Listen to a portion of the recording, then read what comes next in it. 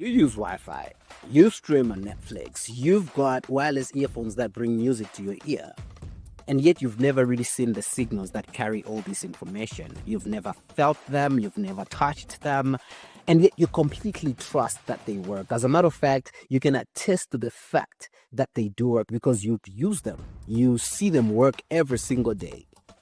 Here's the question that nobody's asking. If these invisible signals can bring a 4K movie to your TV, what are they really doing to your body? And here's the paradox. We've completely accepted the electromagnetic waves that are powering our worlds in every way, but we never really think about the biological effect that these waves have on our bodies. And that is why I made this video. I want us to talk about electromagnetic radiation and how it affects our bodies. And how I'm going to do it, I'm going to break it down in a way that every single one of you will understand, because this has been so complex that even in the scientific world, even scientists themselves do not really agree on what the actual biological effects are. And this is just very simple physics that I'm going to break down for you.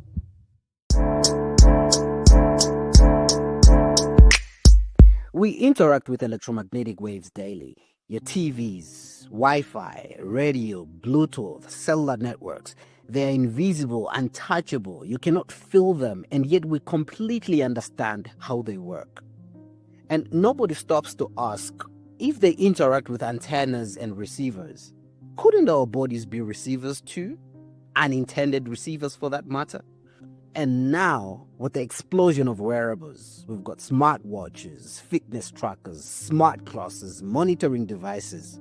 Exposure to radio frequencies and electromagnetic radiation is significantly increasing. And not only that, but it is also getting really closer and closer to delicate parts of our bodies. And now, here is where it gets concerning for me, because the public discourse is that electromagnetic radiation from Wi-Fi, Bluetooth, cellular networks is not really dangerous, and that is based on a misunderstanding of very simple physics. And now, let me show you. So let me start off using this famous quote by Nikola Tesla that says, if you want to understand the universe, you should think in terms of energies, frequencies, and vibrations. And that's the framework that everything in the universe follows. And that's the framework that I'm going to use to explain what electromagnetic radiation does to your body. And I'm going to use a very simple analogy. Let's talk about water. So I'll talk about water in place of the electromagnetic spectrum.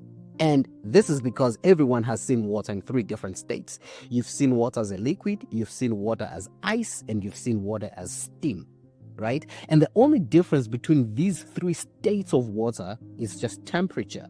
Because what temperature does is it influences or it determines the state of vibration of the water molecules. Let me break it down even further. Anything below 0 degrees Celsius, you're looking at a temperature at which the molecules in water are very vibrating. They have very low energy state. Is the reason why water will form ice. And why is this ice? Why is it solid? Because the molecules in the water are very vibrating, so they form a solid. Are you with me there? So anything from 0 degrees Celsius to 100 degrees Celsius, that's where water is in the liquid form. And this is just enough energy for the water molecules to vibrate enough to move around within itself, that they don't break free, but they're able to move around. That's why in primary school, they used to tell us that water takes the shape of the container. Because at this temperature, in science, we call it the Goldilocks zone. At this temperature, the temperature is just good enough for the water to have just the right amount of energy, to have the right amount of vibration so that they just rub within each other and the molecules don't break free. And now above 100 degrees Celsius, that's about 212 degrees Fahrenheit, water now becomes steam. Why does it become steam? Because the temperature makes water molecules to gain enough energy and vibrate well enough to be able to break free from each other. Now it becomes steam, and that's the heat that we feel, and that's when water becomes destructive. And now I want you to map that directly to the electromagnetic spectrum. Where we spoke about vibrations in terms of water, we're talking about frequency in terms of electromagnetic radiation. So the higher the vibrations, the higher the frequency, the higher the destruction. The lower the vibrations, the lower the frequency, the more subtle the effect.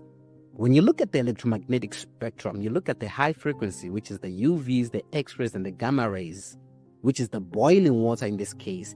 That's the ionizing radiation that burns tissue, it causes mutation, it causes cancer, and everyone agrees that this part of the electromagnetic spectrum, this temperature, is destructive and dangerous. Right? Now, in the visible region of the electromagnetic spectrum, you're looking at the Goldilocks zone. You're looking at the temperature of water between 0 to 100 degrees Celsius. That is the physiologic sweet spot. That is the part of the spectrum where the electromagnetic radiation is just good enough to do all these beautiful benefits that we have physiologically. It helps us synthesize the vitamin Ds. It helps us with the sleep-wake cycles, the circadian rhythms. It helps us with different types of light therapies. Most people use red light skin rejuvenations to treat different types of skin illnesses, to rejuvenate their skins. Red light can actually treat joint pains. Why? Because in this region between 780 down below to 380, it's the physiologic zone, the visible spectrum that's mostly beneficial. Now, the dangerous zone is below 380 nanometers, because in as much as it sounds like you're going down, you're decreasing in terms of wavelength, you're increasing the energy and the rate of vibrations. And the rate of vibrations in the context of electromagnetic radiation, you're looking at the frequency. The dangerous assumption here is that low energy means no effects. And this is where the science gets lazy. And now the counter argument from a biological physicist is that low energy does not mean no effect.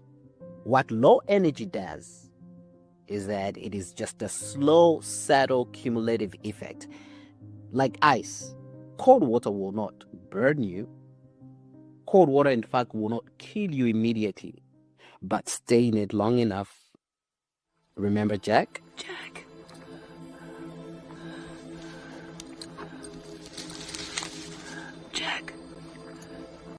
So Jack did not die violently. He did not explode. He did not burn. But he slowly, quietly, and painlessly slipped away because of hypothermia.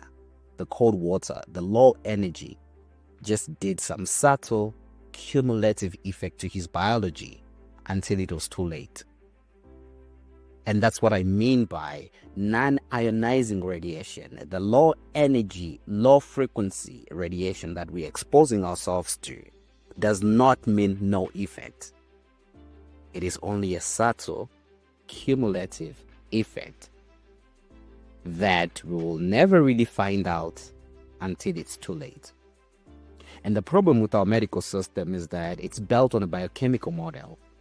And every time there's a spike of illnesses that we cannot explain, we're still searching for answers in the biochemical aspect of our bodies. We never really sit to ask the questions of what are these electromagnetic radiations doing to our bodies? Why? Because medicine is not built on biophysics. And there's a whole historical explanation as to why this is the case. And I've been meaning to make this video. And I will make this video at some point, so make sure you keep in the loop, because I will post that video explaining why our medical system does not really take serious the issues of electromagnetic radiation.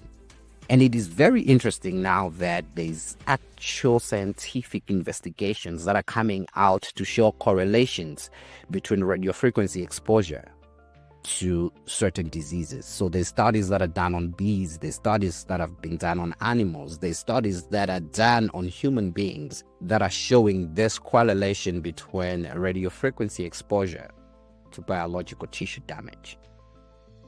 So now that we can see that this effect is real and the data is starting to show it, What does it mean for your earpods sitting right in your face the whole day for several years that you've been using them?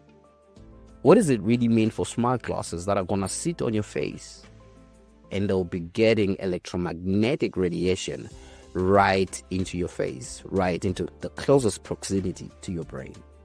But hey, let us pause for a second. I want to make something very clear. This video is not about anti-technology. I love technology, and wearables are genuinely incredible. Imagine smart glasses for vision assistance, health monitoring for chronic illness management like diabetes, real-time biometric tracking. Come on, these things are awesome. These things are incredible. These things save lives. So that's not the debate. The debate here is, can we build these devices responsibly? That's on one hand. Can we also use them responsibly? And the simple answer to that question is yes, we can. Manufacturers can build better devices. It's just that companies aren't really trying. And even if that wasn't the case, you yourself have got the ability to use these devices responsibly. So now let's talk about what responsible looks like, because the solutions are there and they are technically possible. Let's start from the manufacturing end. What's the solution? Edge AI processing. So what is Edge AI? Edge AI processing is when you develop a device that actually works locally on the device itself without needing internet connection. So we can make smart glasses that use Edge AI processing. So instead of having cloud computing services on your smart glasses, companies can decide to build Edge AI smart glasses that reduce radio frequency exposure right in your face. Because if you're going to be wearing these smart glasses, you're going to have to avoid or limit your exposure to radio frequencies. So if a company would develop smart glasses that use Edge AI processing, what that does to the user that's going to use these glasses is they reduce substantially the exposure to radio frequencies and getting all the benefits of smart technologies. So yeah, Edge AI is the way to go. And I don't care what these companies are telling you, but getting smart technologies to work offline is technically feasible. And right now, there's actually components that these companies can use that can get AI to work efficiently offline so that you don't get exposed to radio frequencies. But hey, companies have their own priorities, and unfortunately, your biology has its own priorities as well. So it's up to you to decide how then you are going to use these devices, which takes me to the second point. Have you guys noticed the trend with most celebrities where they prefer using wired earphones instead of wireless ones? What do they know that you don't? And again, your doctor will tell you that you don't have to be worried about Bluetooth because Bluetooth emits very low energy that is not significant for your health. And we've just seen right now what low energy means in terms of biology. And now you can decide for yourself, instead of putting radio frequency exposure in your ear 8 hours a day, you can just get yourself wired earphones. By the way, do you guys know that Bluetooth actually reduces the quality of your music? Wired earphones don't do that. Never mind. My point is, if I were you, I would go for wired earphones in place of AirPods.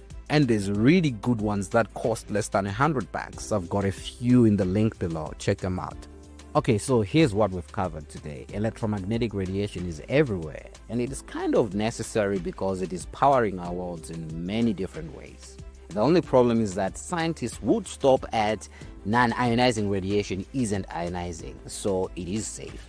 And our medical system that's built on biochemistry doesn't even want to look into it. But the physics that we looked at show that low energy does not mean no effect. It only means slow, subtle, cumulative effect that in the long term, with long-term exposure, could be very significant in how it impacts our biology. So the question is not to ban wearables or not to use them at all. The conversation was about building them responsibly and also using them responsibly. And the question is whether we're going to make the decision daily to avoid exposure to radio frequencies, or maybe wait until the data forces us to. So if this made you think even just a little, please hit the like button, because what that does is it gets this type of content to reach the people that need to hear this. And drop a comment. Tell me what wearables you use. What level of concern do you have when it comes to radio frequency exposure that's coming with all this technology? And please do subscribe if you want to learn more about the intersection of physics, biology, and all these technologies that we are already living inside of. And in the next video, we're going deeper into the data, the numbers, the stats. You're not going to want to miss it.